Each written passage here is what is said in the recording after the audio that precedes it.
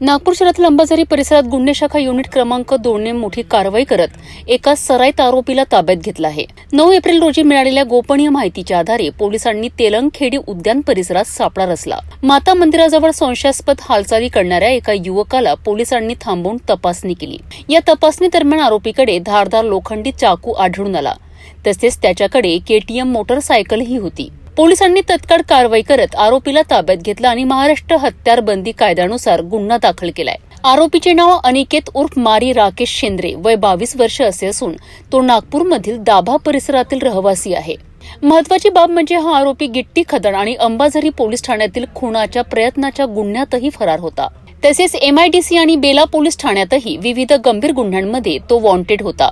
या कारवाईत पोलिसांनी एक धारदार चाकू आणि सुमारे 1.5 लाखांची केटीएम मोटरसायकल जप्त केली आहे। यानंतर आरोपीला पुढील तपासाकरिता अंबाझरी पोलिसांच्या ताब्यात देण्यात आलाय।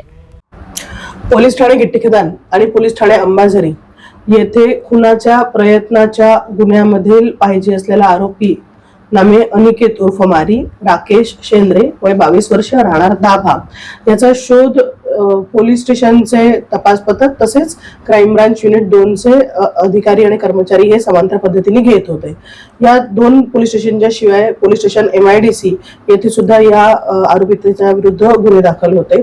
याचा आम्ही शोध घेत असताना मिळालेल्या गुप्त माहितीच्या आधारे तेलंगखेडी तलाव हनुमान मंदिराजवळ, माता मंदिराजवळ सदरील आरोपी हा आम्हाला मिळून आला। त्यावेळेस त्याच्याजवळ घातक शस्त्र, चाकू सुद्धा मिळून आलेले आहे आणि त्याच्याजवळ जी गाडी होती तिची माहिती घेतली असता सदरची गाडी ही चोरीची असल्याचे पण आढळून आलेले आहे।